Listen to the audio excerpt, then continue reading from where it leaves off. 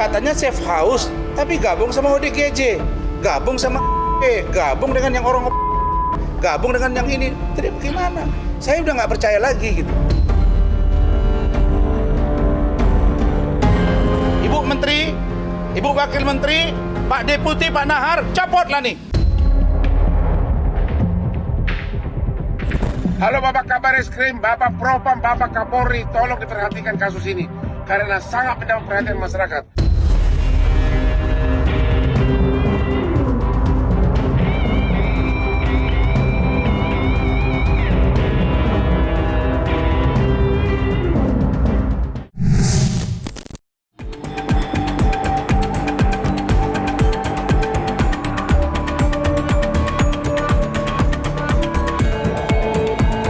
Bak tiada akhir, kisah pilu perseteruan ibu dan anak yang melibatkan selebritis Nikita Mirzani dan buah hatinya Loli hingga saat ini masih menyisakan konflik berkepanjangan. Sontak saja perkembangannya seakan tidak ada henti membanjiri jagat maya. Yang mirisnya justru membuat media sosial nampak begitu rawan dengan bukti atau kesaksian yang belum diketahui secara pasti kebenarannya. Ditambah lagi, kini bermunculan pula spekulasi liar terkait adanya kekeliruan dalam penanganan kasus Loli. Kekeliruan pertama mulai berhembus kencang usai Loli memutuskan untuk melarikan diri dari rumah aman.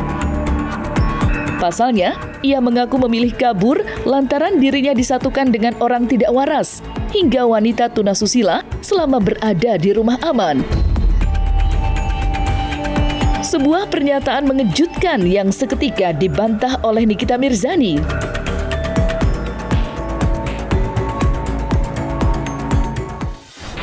Loli keluar dari rumah aman. Kabur, betah.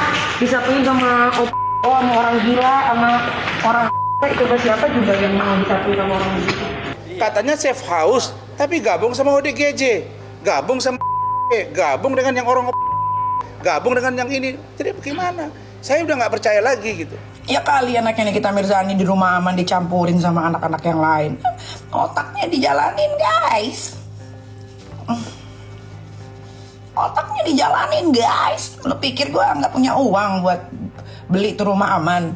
Karena apapun yang diomongin sama dia kan bohong semuanya. Yang dia bilang bahwa dia sudah pernah ketemu dengan saya dan dia bilang katanya dia di sini bersama dengan saya. Bohong itu nggak pernah dia ketemu. Percaya aja kalian. Di rumah aman. Aku digabungin sama yang kena AIDS, nggak ada. Dia di kamar sendiri. Kerjaannya kagak ada kegiatan pula di sana. Kerjaannya cuman entahlah ngapain sampai dia punya handphone diem-diem. Entah juga siapa yang masukin tuh handphone juga, bertanya-tanya gue juga. Kita sepakat Loli tidak lagi ditempatkan di safe house. Karena safe house dengan segala catatannya dianggap tidak tepat saat ini dan kita tidak juga bisa menuduh apa yang disampaikan Loli itu benar, tapi setidaknya menjadi pertimbangan bagi kami demi keselamatan Loli sebagai anak dan yang harus ditanggungjawabin negara sampai dia berumur 18 tahun, yaitu 4 bulan dari sekarang. Tak berhenti sampai di situ saja, dugaan kekeliruan penanganan Loli pun berkembang ke tempat ia berada saat ini, yakni Rumah Sakit Polisi Republik Indonesia. Ya, belum lama ini, Rasman Arif Nasution selaku kuasa hukum Fadel Bajideh kembali menguak adanya dugaan oknum yang bermain.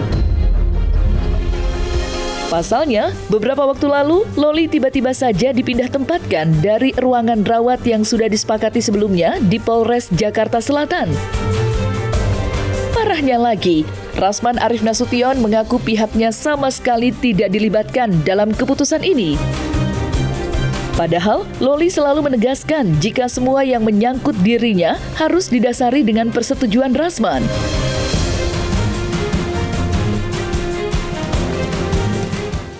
Bayangin ya, kita sudah sepakat ruangan Loli itu di VIP Melati. Ada pengamanan besi, ada security, ada perawat. kamarnya sudah kita lihat, sudah oke.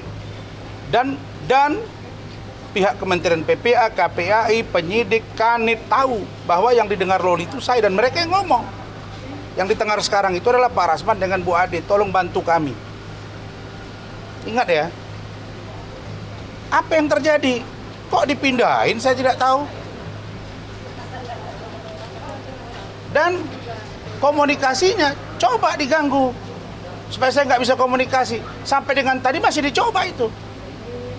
Wah, ini nggak bisa ini. Saya langsung telepon Lani, kau membohongi saya.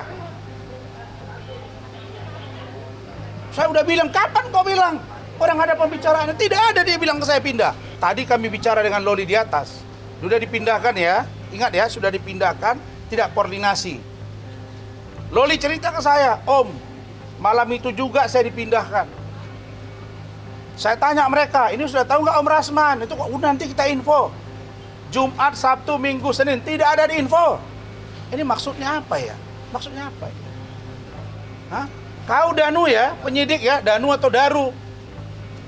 Kau masuk ke ruangan itu sampai dia komplain, aku perempuan, Anda laki-laki.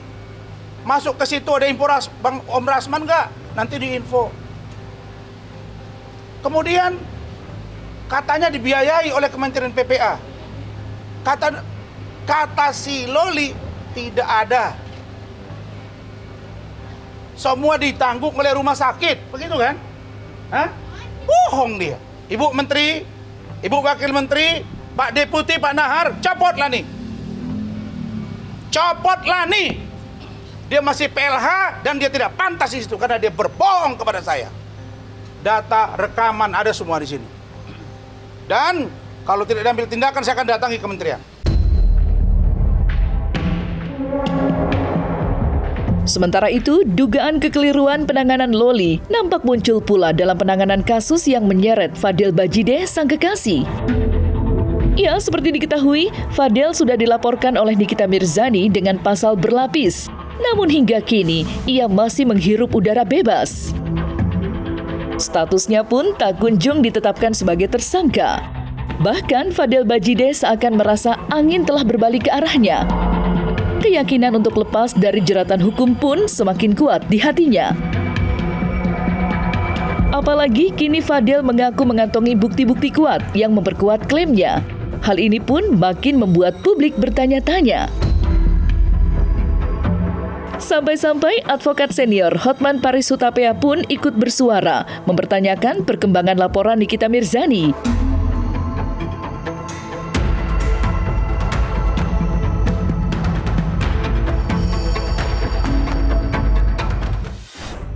Bapak Kapolres Jakarta Selatan, kasus pengaduan laporan polisi dari Nikita terkait putrinya Loli, seluruh masyarakat memperhatikan dan jelas-jelas Loli adalah anak di bawah umur. Kalau memang ada hubungan antara laki-laki dewasa dengan cewek di bawah umur, itu sudah merupakan tindak pidana yang sangat serius dan itu bukan delik aduan. Sekali lagi, itu bukan delik aduan, apalagi sekarang sudah diadukan. Kenapa Bapak Kapolres Jakarta Selatan belum melakukan penahanan?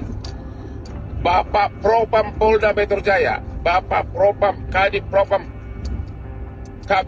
Polda Metro Jaya, tolong kasus ini diperiksa, ada apa? Karena masyarakat jadi bertanya, masih adakah hukum di negeri ini? Seorang ibu yang sangat kesakitan hatinya mengadukan putrinya yang masih di bawah umur, ya. Sudah banyak saya pegang kasus seperti itu, selalu kena bahwa hubungan antara laki-laki dengan anak di bawah umur kalau terbukti adalah tindak pidana serius. Kenapa kasus ini menggantung terus Bapak Kapolres Jakarta Selatan? Siapa yang ditakutkan? Bang Hotman, lawyer handal, ya, saya akui itu. Lawyer handal karena sering diperhatikan, sering menjadi perhatian kalau Abang Hotman bicara atau speak up. Tapi pertanyaan saya, bisa nggak Bang Hotman bertanya dulu ke Polres Jakarta Selatan sebelum Bang Hotman itu membuat statement. Katanya Bang Hotman pengacara hebat, banyak link-link untuk bertanya. Bertanya Bang Hotman, kenapa sampai hari ini nggak jalan? Apakah kurang cukup bukti? Apakah hal yang dituduhkan akan akan menjadi bingung Bang Hotman. Bang Hotman kan pasti lebih pinter ya.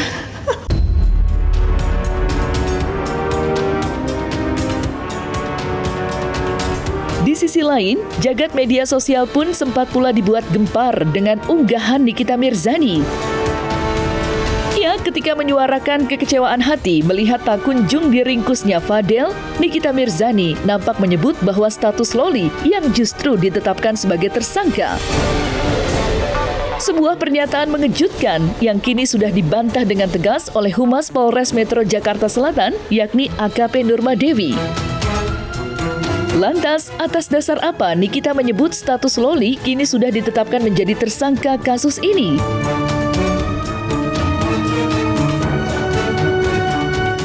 Kalau di penyidik, setelah kita koordinasi ke penyidik, kita menanyakan adakah yang disebut, untuk sementara ini tidak ada. Ya. Artinya tidak benar ya Bu kabar tersebut? Iya betul, tidak benar. Pada saat seseorang dinyatakan atau naik statusnya dari terlapor menjadi tersangka, itu harus ada delik aduan dulu, harus ada LP dulu gitu.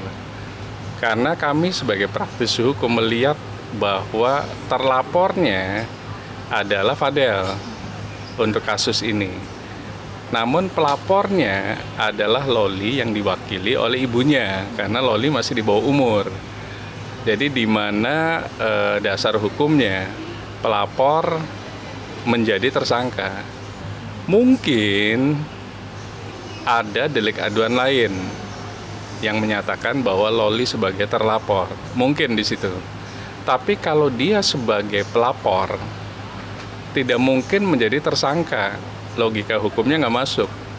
Artinya yang berhak menjadi tersangka adalah terlapor. Itu pun harus melakukan mekanisme yang namanya proses penyelidikan dan penyidikan. Jadi proses tersebut dilakukan oleh penyidik. Kalau memang sifatnya anak dan wanita, masuknya renakta biasanya, remaja, anak dan wanita. Kira-kira begitu. Ketika penyidik Polres Jakarta Selatan kemudian menyatakan dia sebagai tersangka, itu bisa diduga bahwasanya Laura itu melaksanakan itu legal, yang tanpa pertimbangan medis, yang kemauan sendiri, yang tujuannya atau meniadakan anak yang dikandung. Ini kemudian dia ditersangkakan gitu. Jadi masuklah unsur. Jadi kemungkinan besar Laura ini melakukan kandungan atau atas niatan sendiri begitu, karena atas niatan sendiri kemudian tanpa pertimbangan medis, akhirnya pihak kepolisian menaikkan posisinya Laura sebagai tersangka. Nah, apakah hanya Laura yang nanti akan jadi tersangka? Jawabannya tidak. Siapapun yang terkait, yang turut serta melakukan atau sebagai yang menyuruh melakukan, atau Laura sendiri yang melakukan, ya sudah, dia bisa dituntut sebagai tersangka. Ya kliniknya, ya dokternya, ya siapa yang menyuruh, dan Laura sendiri sebagai pelakunya yang diduga melakukan, ya dia sebagai tersangka. Apa yang terjadi antara Nikita Mirzani dan Loli saat ini sungguh mengiris hati. Hubungan antara ibu dan buah hati yang patutnya dibalut tali kasih sayang, kini justru melahirkan kisah pilu berkepanjangan. Walaupun di satu sisi Nikita Mirzani seperti tak berhenti memperjuangkan keadilan bagi sang buah hati, namun di sisi lain, rentetan fakta yang terkuak justru membuat masyarakat menjadi ragu akan hal itu. Apalagi perpecahan ini telah berjalan lama hingga memakan waktu lebih dari 1 tahun. Lantas, seperti apakah psikolog Nur Cahayati menyikapi kisruh tak bertepi antara Nikita Mirzani dan Loli dalam kacamata psikolog?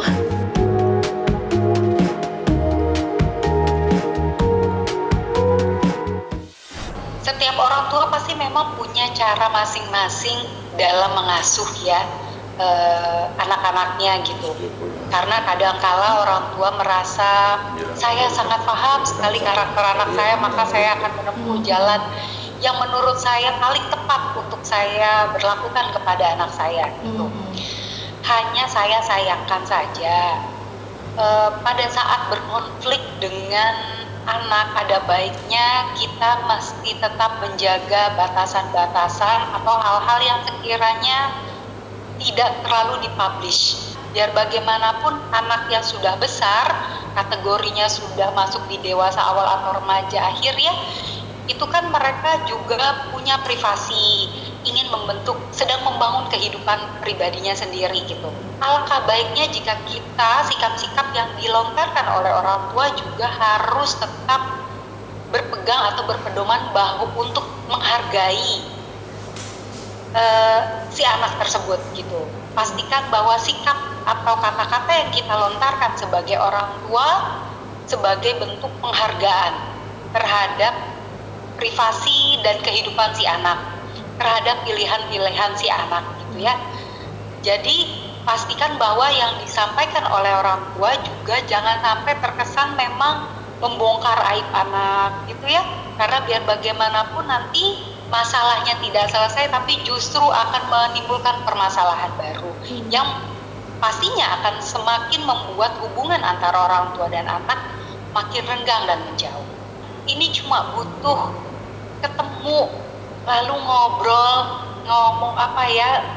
nyaman dari hati ke hati gitu ya antara anak dan orang tua untuk saling mengungkapkan apa sih maunya mereka masing-masing, saling jujur, saling terbuka, dan saling menghargai, tepatnya gitu. Karena biar bagaimanapun semakin besar anak ini kan mereka pasti punya kebutuhan sendiri, punya rasa ingin dihargai, ditoleransi, dianggap sebagai makhluk dewasa yang juga punya otonomi. Bisa jadi selama ini terlihat harmonis, terkesan harmonis karena anak tidak memiliki daya untuk melawan, gitu ya. Dia menekan perasaannya, kebutuhannya hanya sebatas agar segala kebutuhannya terpenuhi oleh orang tua, gitu ya. Tapi lalu pada saat diberikan kesempatan untuk bisa bebas, gitu ya, punya otonomi, maka si remaja ini lalu menunjukkan rasa berdayanya, rasa ingin rasa otonominya, gitu ya, untuk lebih mandiri mengambil keputusan, bertindak gitu ya, atau bersikap. Nah, ini yang seringkali bisa jadi membuat orang tua juga kaget gitu. Kok tiba-tiba anak aku yang semula nurut, kok tiba-tiba melawan gitu. Padahal bisa jadi ini muncul karena memang selama ini tidak ada dialog.